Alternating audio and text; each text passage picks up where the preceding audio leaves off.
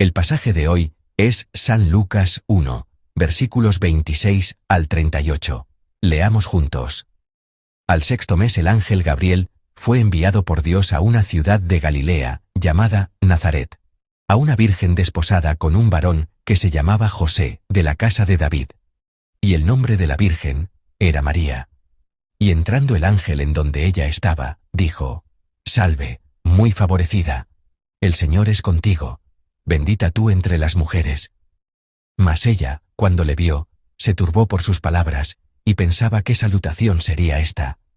Entonces el ángel le dijo: María, no temas, porque has hallado gracia delante de Dios, y ahora concebirás en tu vientre, y darás a luz un hijo, y llamarás su nombre Jesús. Este será grande, y será llamado Hijo del Altísimo.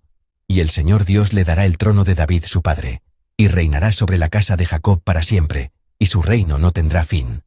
Entonces María dijo al ángel: ¿Cómo será esto? Pues no conozco varón.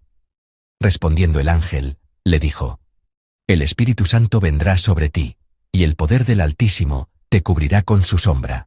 Por lo cual también el santo ser que nacerá será llamado Hijo de Dios. Y he aquí tu parienta Elisabet. Ella también ha concebido hijo en su vejez, y este es el sexto mes para ella, la que llamaban estéril, porque nada hay imposible para Dios. Entonces María dijo: He aquí la sierva del Señor, hágase conmigo conforme a tu palabra. Y el ángel se fue de su presencia. Amén. A partir de hoy, y durante esta semana, meditaremos en la historia del nacimiento de Jesús, anticipando la Navidad. A través de esta meditación, los bendigo en el nombre del Señor, para que puedan disfrutar plenamente del gozo de la Navidad que encontramos al final del Adviento. El pasaje que leímos hoy es el que nos dice que la obra de salvación de Dios a través de Jesucristo comenzó con la gracia y el poder absolutos de Dios. Es el pasaje de la Anunciación a María. El nacimiento de Jesús, el Salvador de todo el mundo, no se logró fácilmente. No fue algo posible que sucedió, sino un evento maravilloso, en el que lo imposible se hizo posible. El hecho de que el nacimiento de Jesús mismo se llevó a cabo por el Espíritu Santo, que se realizó por la promesa y el mandato de Dios, se muestra muy claramente en el pasaje de hoy. El ángel Gabriel anuncia a la Virgen María que dará a luz un hijo. Pero María plantea una pregunta realista. En el versículo 34, María dice: Pues no conozco varón. Aunque María tenía un hombre con quien casarse, era una virgen que no había estado con él, por lo que el embarazo era una situación naturalmente imposible. No es lógico pensar que para que algo suceda, primero deben darse las condiciones necesarias. Sin haber conocido varón, ¿cómo podría concebir y dar a luz un hijo? El propósito de narrar esta situación es mostrar que la voluntad de Dios se está desarrollando en una situación imposible, una que no se puede realizar, una que no se puede comprender con el sentido común humano. Sin embargo, si observamos las palabras del pasaje, María concibió un niño por el Espíritu Santo, y dio a luz a Jesús. Más importante que la verdad literal de que una virgen dio a luz a un bebé, es el hecho de que lo imposible se hizo posible. Dios no dice que los seres humanos puedan lograr su propia salvación. Él nos dice que la salvación humana proviene de Dios. En esta situación, y en el contexto del nacimiento de Jesús, ya se nos está diciendo que la vida de verdadera libertad, recuperándonos de las pesadas cargas y el cansancio de la vida, y escapando de la esclavitud del pecado, nunca puede ser experimentada sin Dios. Se ha revelado claramente que la iniciativa de la salvación pertenece únicamente a Dios. Y un punto verdaderamente asombroso en el pasaje de hoy es que, para nuestra salvación, no fue que los seres humanos se esforzaran por algo, sino que Dios vino a nosotros primero para salvarnos. Debemos observar y meditar en este punto con interés.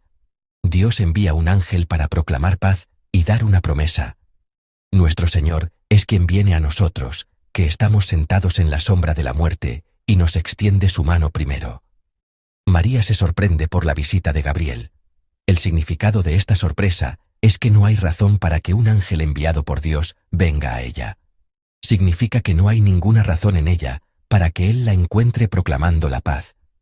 Pero Dios se revela a María, le habla y le hace una promesa a través del ángel Gabriel.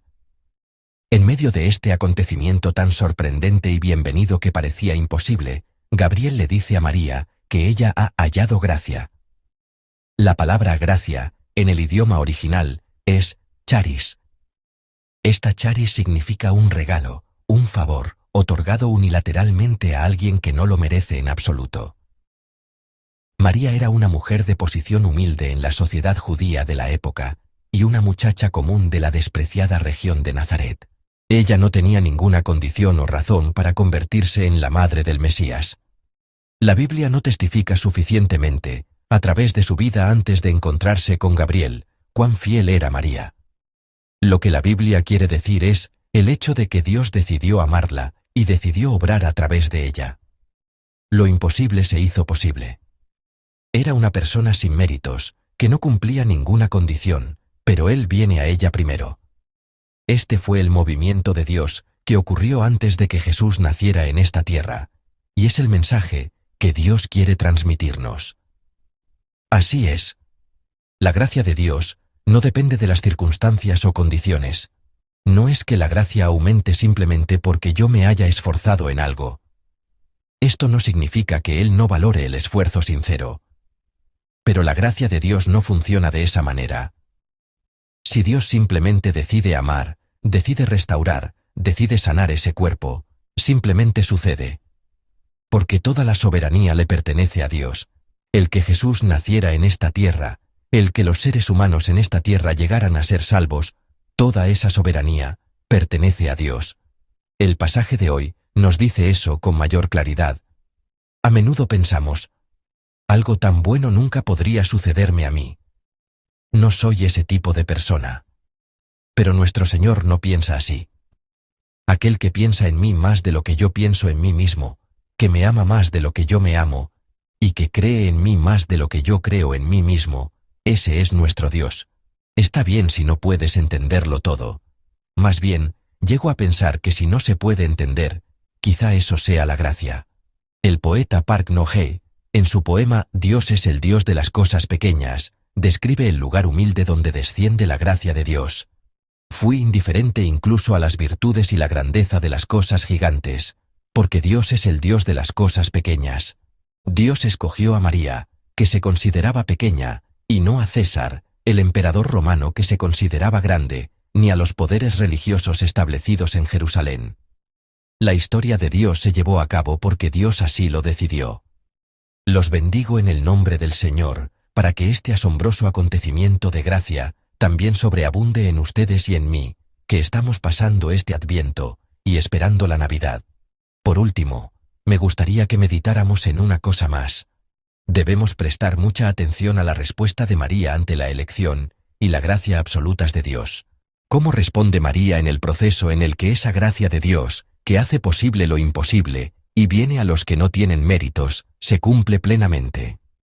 Cuando Gabriel le dice que tendrá un hijo, y después de explicarle a una María sorprendida y reticente cómo se desarrollará la maravillosa obra de Dios, ¿cómo responde ella?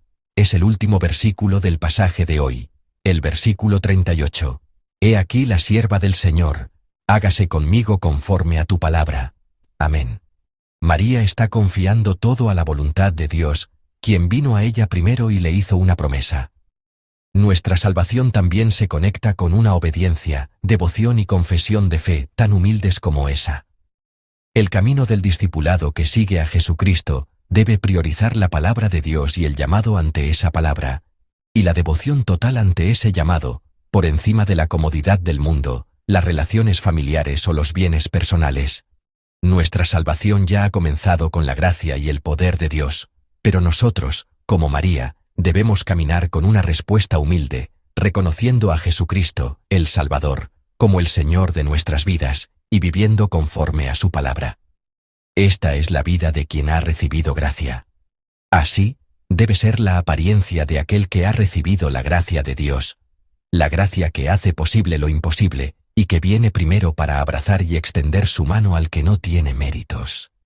Amados hermanos y hermanas, la confesión de fe de que Jesús fue concebido por el Espíritu Santo y nació de María, nos recuerda la obra de Dios que hace posible lo imposible, y la gracia absoluta de Dios que viene primero a salvarnos a nosotros, que no tenemos méritos.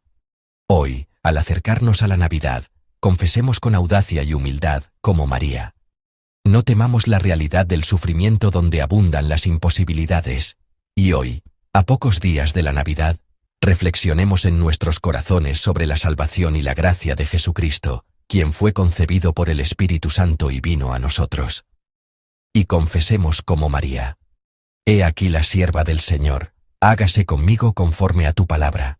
Que esta confesión de fe se convierta en la confesión de ustedes y en la mía, para que en esta temporada de Navidad sean llenos de la gracia de Dios que viene a ustedes. Los bendigo en el nombre del Señor. Amén.